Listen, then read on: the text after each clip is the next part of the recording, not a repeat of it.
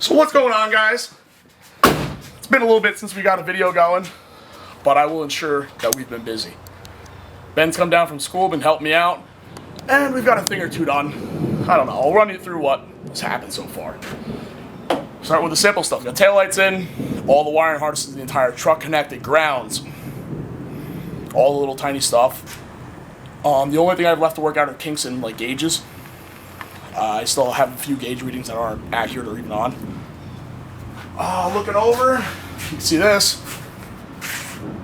We got a roll cage in. It was a 6-point cage from off the front off-road. Actually, it was an 8-point cage. The front we haven't put in yet. I think for Bronco Rhino, I might just run the 6-point. Be more than enough. Just tacked up for now. Got a full weld that. Looking over here, fuel tank, tank cover. Nothing fancy, just didn't want a hole in the floor. Body mounts were put in since the last video.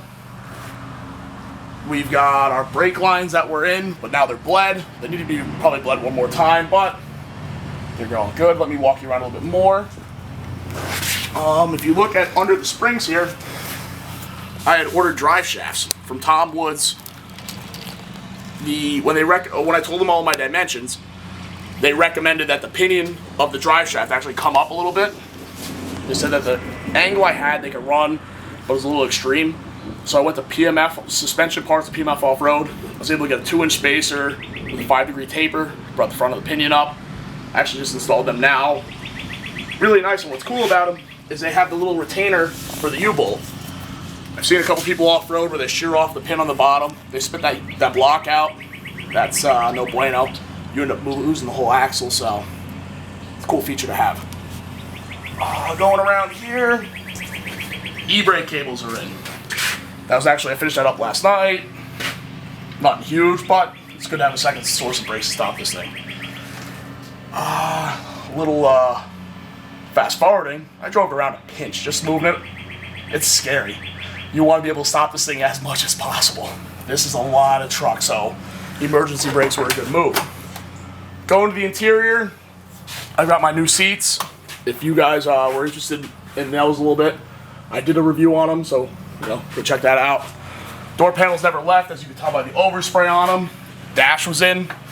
The entire wiring harness from a 95 F250 was swapped in. That was with the diesel. There's a few differences, like you have the pedal on the gas engine. That was a throttle cable.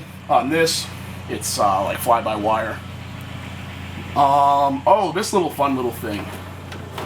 This is my Hydra Tuner. I got that used, and then I ordered custom tunes from it from, I think it's 1023 diesel or 1023 performance. I got a few interesting tunes on that. We'll run through them later. That's about it for the inside. I got my middle seat in. That needs to still be bolted down, but not a big deal. And also with these seats, these are the ones I had run before, but you got a lever in the back here to fold them forward and back, which is nice for the Bronco with being a 2-door. And then you have the lever underneath, forward and back. So the interior is coming along. Fenders are on permanently. They're solid. Inner wheel wells are on. This tire is off, if you couldn't guess. The reason this tire is off is because I'm waiting for a great step, and I needed to get into the truck because it's so high. The real reason it's off is I need to put my track bar in. I made a bracket that's going on there. It's actually hanging right there. It's getting paint on it. So hopefully that'll be installed. Painted by Ben? Yeah, painted by Ben. Hopefully that'll be getting installed tonight, if not maybe tomorrow. What else we got going on up here? Like I said, these were bled. Tightened up in a few spots because they were leaking a pinch. Steering was pretty much set. This front clip, that's all back on. It's starting to look like a truck again. Let me get a ladder out so you guys can peek inside the engine compartment, because there was a few things that got done. These are necessary for a truck this big, or else you really can't see in there. So, I'll have Josh hop up in there, and I'll hop up on my own, because we really shouldn't be on the same one. I think these things only have like a 300-pound weight limit, and we would be really pushing that. Oh, we'd be over it. I'm 250 myself. I push it by myself also.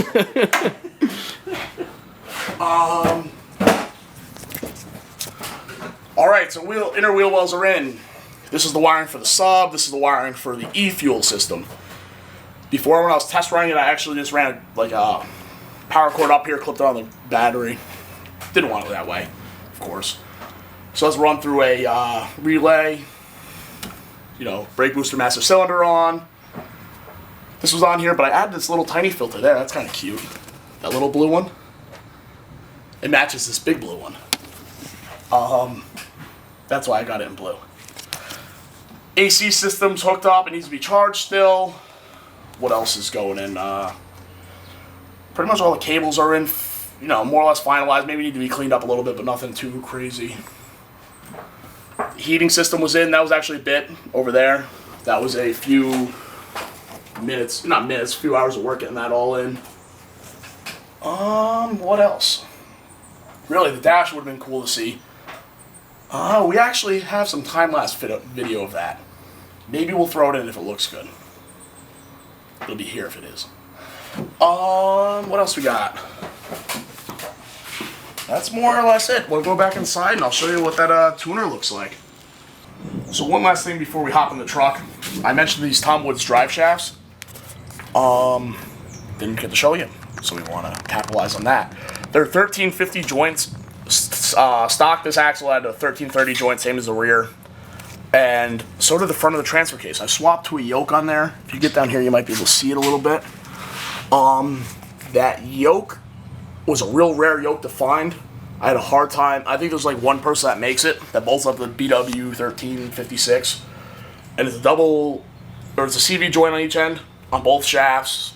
And then there's a, I don't know, extension in the middle, whatever that word is.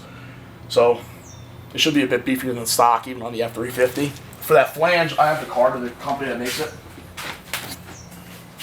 in case anyone is looking. NorthernDrivetrain.com. And Dirty Fingers. Also, my Tom Woods shaft came with this cool sticker. My shaft is Woody by Tom Woods. Alright, now for the cool part that everyone's been waiting for.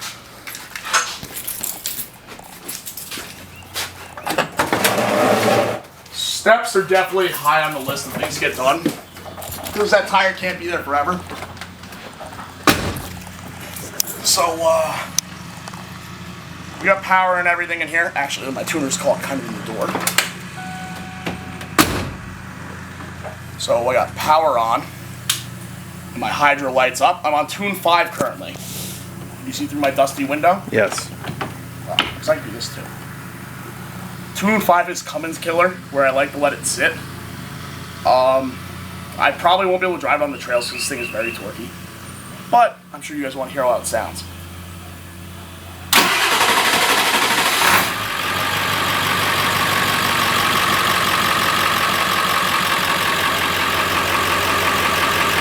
I'll let it warm up for a second. I'll give it a little rev or two. But 6 is ludicrous mode. I think on that, pretty much like Cummins Killers when they removed the safeties. I don't really plan on being there much. 5 is Cummins Killer. 4 is, I think it's like a hot street. 3 is medium tow. 2 is like eco mode or pretty much stock. And 1 is high idle, so if you want to warm the truck up. But it was a pretty easy install on that. You know, very excited to get that going. And I'll let you hear a little bit of it.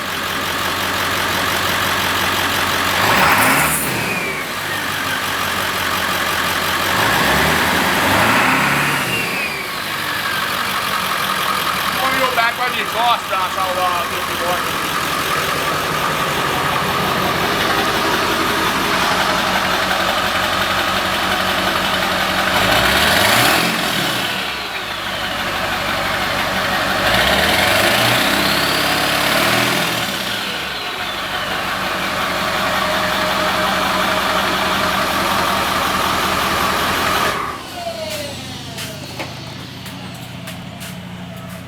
And I think that pretty much wraps up the video. I'm going to go get that track bar on. I got brand new U-bolts for up front because I would reuse those. And after that, this thing, you know, it needs another brake bleed, like I said.